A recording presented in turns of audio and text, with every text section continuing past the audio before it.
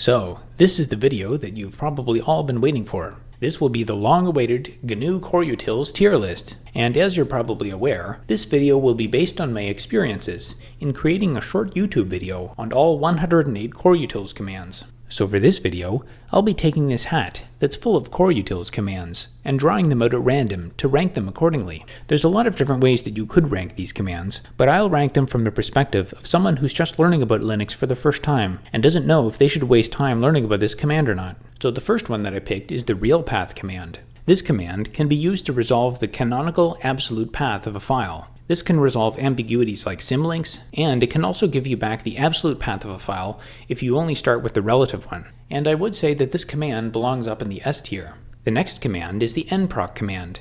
It's a fairly simple command that just tells you the number of CPUs that are on your system. Personally, I haven't had much use for this command, but you might find it useful as an argument to a makefile or something.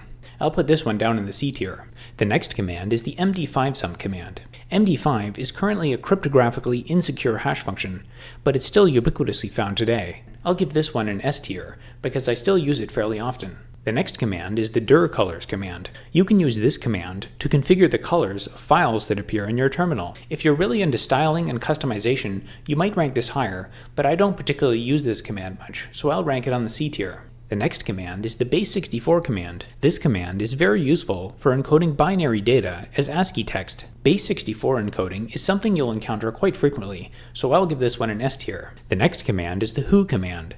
This command shows a list of users that are currently logged in.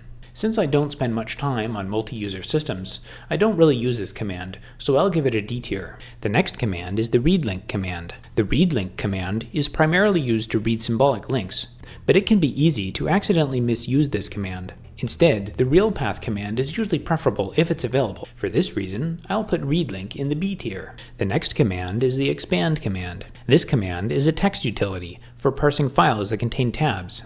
I'll put this one in the D tier because I don't think you should waste time learning it. The next command is the host ID command. According to documentation, this command is supposed to return a canonical ID that's unique to your machine. However, in my research, it doesn't seem to be used much in practice.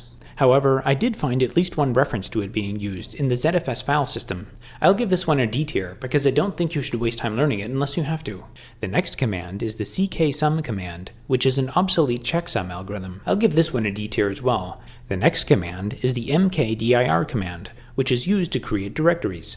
This is an obvious S tier command because of how commonly it's used. The next command is the mkfifo command. This command is used to create named pipes. Named pipes are a very specialized feature that most people won't use very frequently. For this command, I'm a bit divided. If you plan to be a system administrator, I'd say this is an S tier command. However, for my preference, I'm going to give this one a B tier. Named pipes are something that I've experimented with in the past, but I've found them to be cumbersome to use due to their complicated blocking semantics. That's why, as a system administrator, you may still have to be aware of the mkfifo command when you encounter it in the wild. The next command is the OD command. This command can be used to produce octal and hexadecimal dumps of binary data. I'll give this one an A tier. I don't use it very often, but it is listed in the POSIX standard. The next command is the uptime command. This command will print out how long your computer has been running since it last rebooted. I'll give the uptime command an A tier. Not because it's so great, but just because it's so simple and easy to learn. The next command is the timeout command. You can use this command to run other commands with the timeout limit. If the other command runs for longer than the specified timeout, it'll be terminated by the timeout command. This is a command that I don't use very often, but it's extremely useful when I do. For this one, I'll give it an S tier. The next command is the shred command. The shred command is used for deleting files, but it also claims to securely delete the data as well. On modern computers, the security guarantees of the shred command don't really hold true anymore. For this reason, I'll give the shred command a D tier. The next command is the nice command. You can use the nice command to run another program with a different suggested priority level. This functionality is extremely unique, so I'll give the nice command an S tier. The next command is the chroot command. This command could be thought of as a very primitive form of containerization software. I'll give the chroot command an S tier as well, primarily because it also has a very long history. The next command is the whoami command. This command will print out the name of the current user. I'll give this one an S tier because you will find it used frequently in scripts. The next command is the tsort command. This command can perform topological sorting. The original use case for this command was for sorting linker symbols in the Unix kernel. I'll give this command a D tier, because you probably shouldn't waste time learning it, unless you're interested in Unix history. The next command is the mktemp command. You can use this command to create temporary files and directories. This command is extremely useful for writing scripts. I'll put this one into S tier. The next command is the true command. This is simply a placeholder command that can be used anywhere where you need a successful return code. I'll put this one into A tier, since it's fairly important, but I don't use it that often. The next command is the hostname command. This command simply returns the hostname of the current machine. I'll put this one into the B tier, but if you do network administration, I would put it in the S tier. The next command is the SHA-384 sum command. This command works like a truncated value of the SHA-512 sum command, but with different internal initialization values for the hash function. For this video, I'll rank this command in the D tier, but if you're specifically interested in computer security, and more specifically cryptography, I would put this in the B tier. The next command is the unexpand command. This command attempts to do the opposite of what the expand command does, but it doesn't quite accomplish this. I'll put this one in the D tier.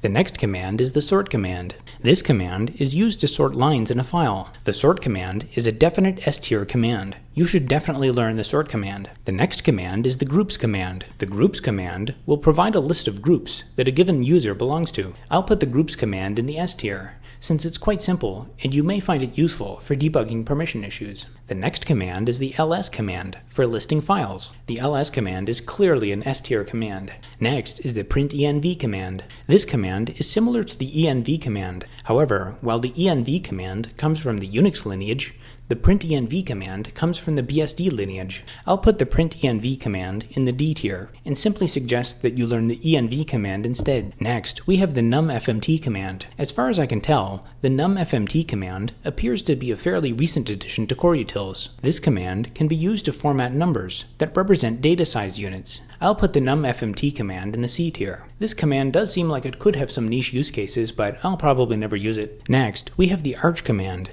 Running the arch command is identical to running the uname command with the -m flag. I'll put the arch command in the D tier and simply suggest that you learn the uname command instead. Next is the paste command. The paste command is a companion to the cut command. The cut and paste commands provide you with what is effectively a primitive terminal-based version of a spreadsheet tool. I'll put paste into the A tier, since I don't use it that often, but it can be very useful if it matches your use case exactly. Next is the false command. Just like how the true command always returns a successful return code, the false command always returns a failure code. I'll put the false command in the A tier as well. Next is the chcon command. The chcon command is used to change the security context in the context of SE Linux. If you consider yourself a lightweight Linux user, and you're not interested in hardcore computer security, then I would put the chcon command in the D tier. However, for this video, I'll put it in the S tier, since it is something you should be aware of if you want to get involved in advanced computer security. Next is the stdbuff command.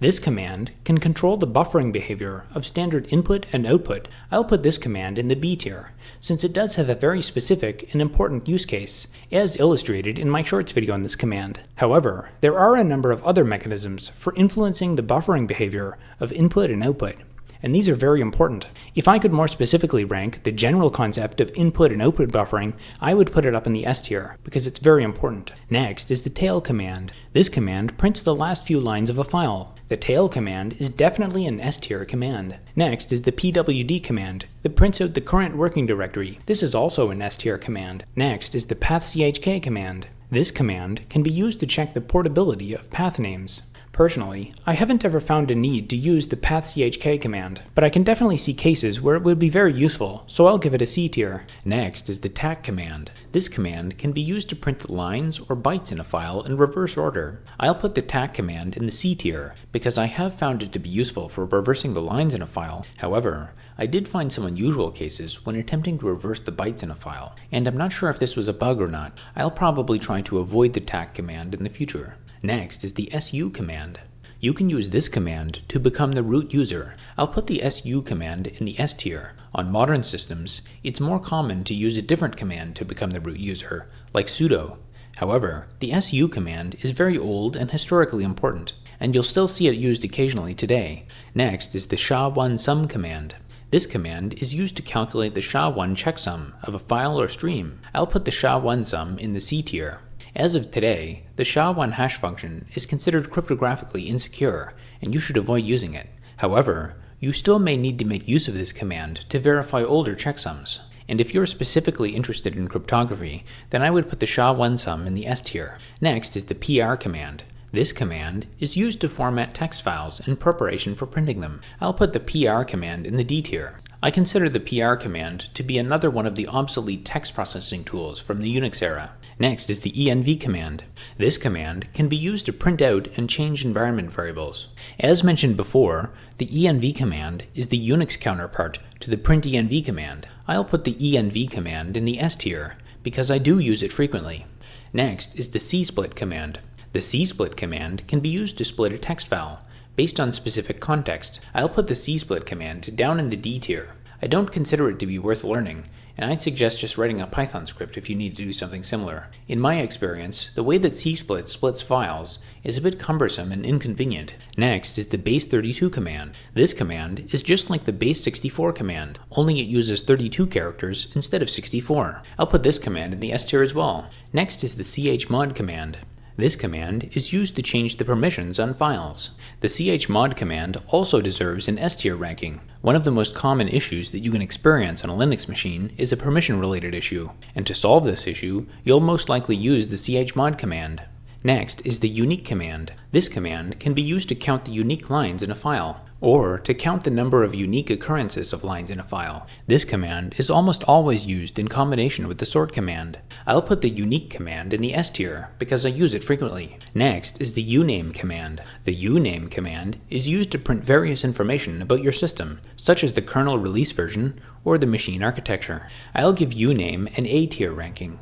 The next command is the fold command. You can use this command to fold long lines into shorter ones. This command serves a similar purpose to the fmt command that can accomplish the same task. However, the fold command is included in the POSIX standard, whereas the fmt command is not.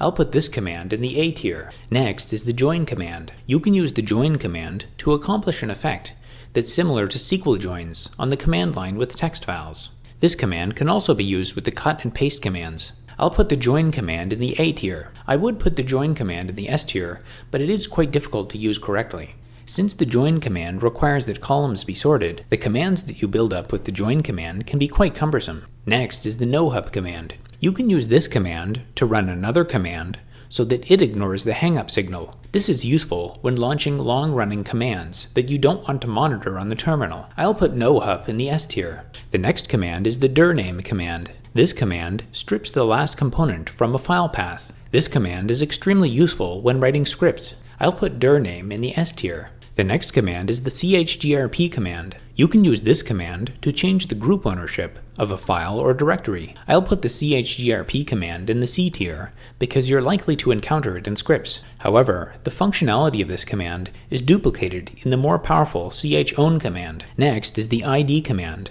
You can use the id command to print the real or effective user or group ID. I'll put the id command in the B tier since it serves a very important function. However, I almost never need to use it. Next is the runcon command. The runcon command is used to run a command in a specific security context. The runcon command is only relevant on systems that use SE Linux. For this reason, if I was only talking to casual Linux users, I would put the runcon command in the D tier.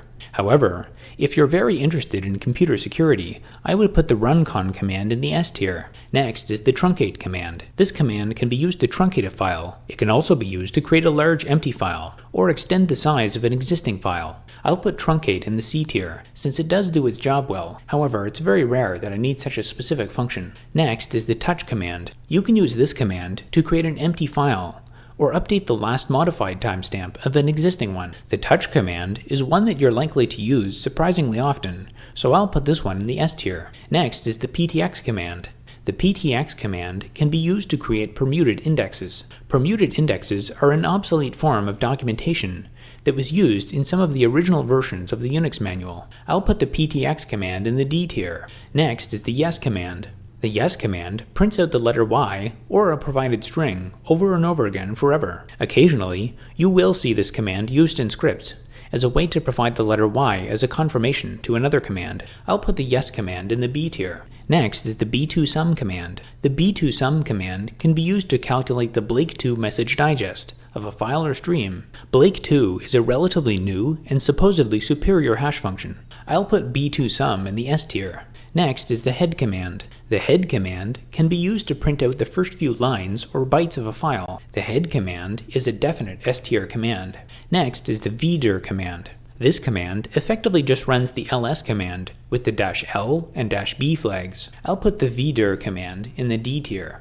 Next is the expr command. You can use this command to evaluate logical, mathematical, and string expressions. I'll put the expr command in the A tier because you will see it written frequently in scripts. However, I generally don't like using this command. I find that evaluating complicated expressions in a shell script is usually quite cumbersome. Next is the chown command. You can use this command to change the user and group ownership of a file. As mentioned before, the chown command can accomplish everything that the chgrp command can. The chown command is one that you're very likely to use when debugging permission problems. For this reason, it deserves to be in the S tier. Next is the factor command. This command can be used to find the prime factors of numbers. I'll put the factor command in the C tier. If you really want to find the prime factors of very large numbers, nowadays I think there are much better tools available than the factor command. However, the factor command has been around for a long time, and it's probably just included as a simple benchmarking tool. Next is the wc command. The wc command can be used to count the number of words, lines, or characters in a file. I'll put the wc command in the S tier. I use it very frequently to count the number of lines in a file. Next is the sum command. The sum command is used to calculate an obsolete Unix-era checksum. I'll put the sum command in the D tier. The next command is the SHA-512 sum command. This command calculates the 512-bit variant of the SHA-2 hash function. As of today, the SHA-256 hash function appears to be more widely used than the SHA-512 hash function. However, the 512-bit variant is likely to be used more and more as time goes on. For this reason, I'll put the SHA-512 sum command in the S tier. Next is the sleep command. You can use this command to wait for a specified amount of time without wasting CPU cycles. Sleep is also an S tier command that you're very likely to use. Next is the logname command. This command is similar to the whoami command. However, the difference is that the logname command provides the user of the currently attached terminal, whereas the whoami command provides the user associated with the current process. I'll put the logname command in the C tier, because this distinction is important, but I don't use it very often. Next is the fmt command. The fmt command is like a more featureful version of the fold command. However, the fmt command is not included in the POSIX standard. For this reason, I'll put the fmt command in the A tier. Next is the rmdir command. This command only deletes empty directories. This accomplishes the exact same thing as running rm-r on a directory. Despite the fact that the rmdir command is effectively redundant, I've come to make use of it on several occasions. Typically, I use it when I want to be extra safe that I'm not deleting a folder full of files. For this reason, I'll put it in the A tier. Next is the cat command. This command is used to print one or more files to standard output. The cat command is a very commonly used command, so it belongs in the S tier. Next is the opening left square bracket command. This command exists to provide a syntactically consistent version of the test command.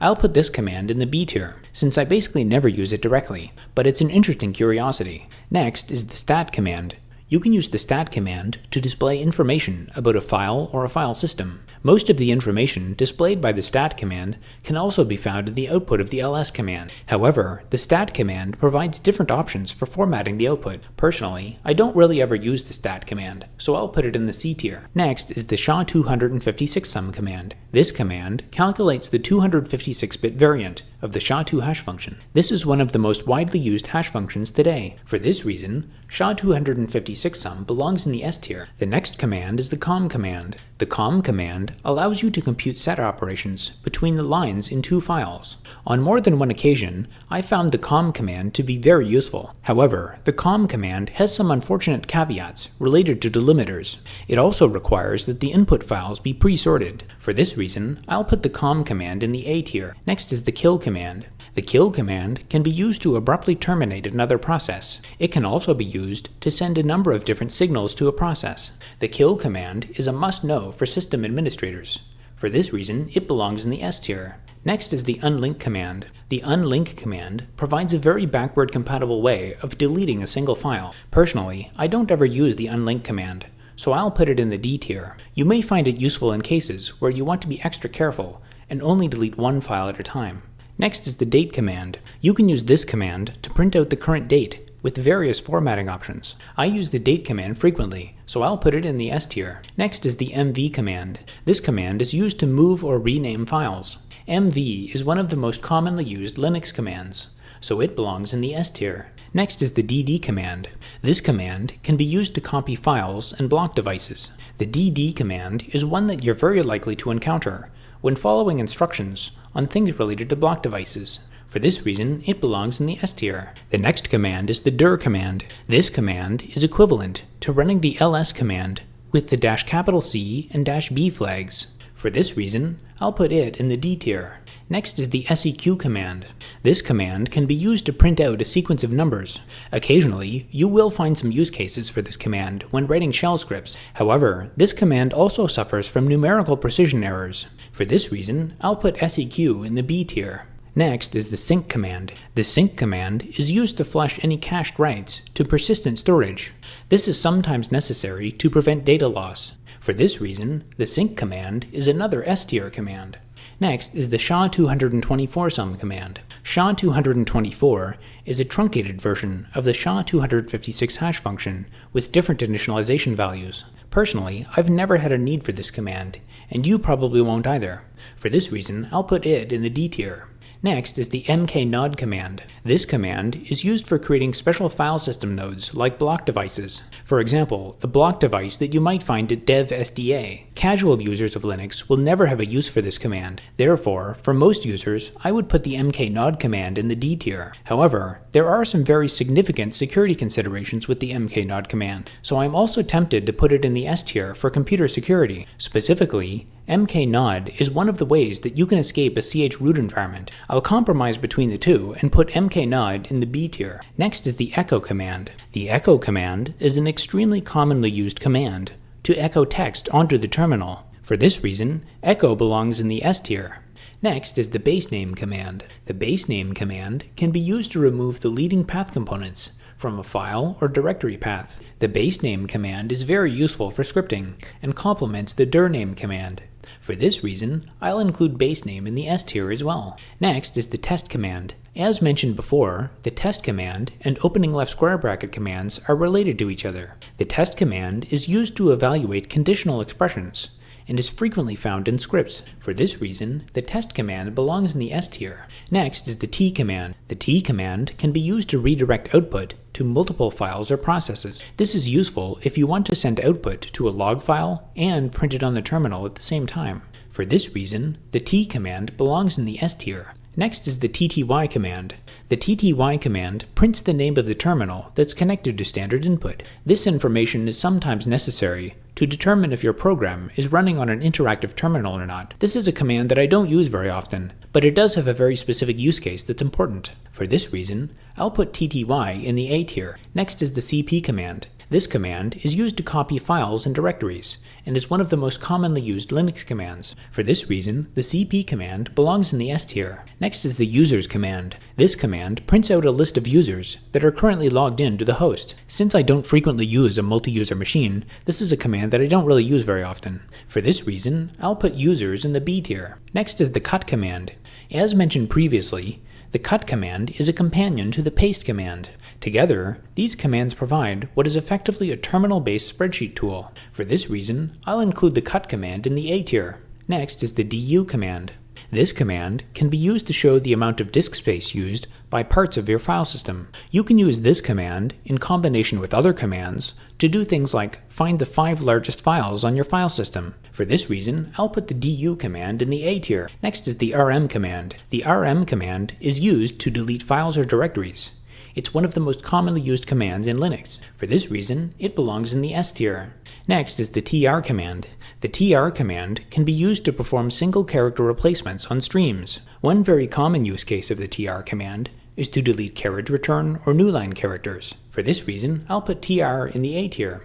Next is the nl command. The NL command can be used to number lines in a file. However, by default, the NL command does not number blank lines. Usually this is undesired. There is a flag with the NL command that allows you to number blank lines, but I'd recommend just using cat-n. The NL command supports a number of unusual flags and options. I have a suspicion that the original intended use case of the NL command was for numbering lines on punch cards. For this reason, I'll put the NL command in the D tier. Next is the LN command. You can use the LN command to create soft links and hard links. If you want to become proficient in Linux, you will definitely need to know how soft links work. For this reason, the LN command belongs in the S tier. Next is the printf command. The printf command is similar to the echo command. It allows you to print things to the terminal. However, the printf command allows for more advanced formatting options. I'll put the printf command in the A tier.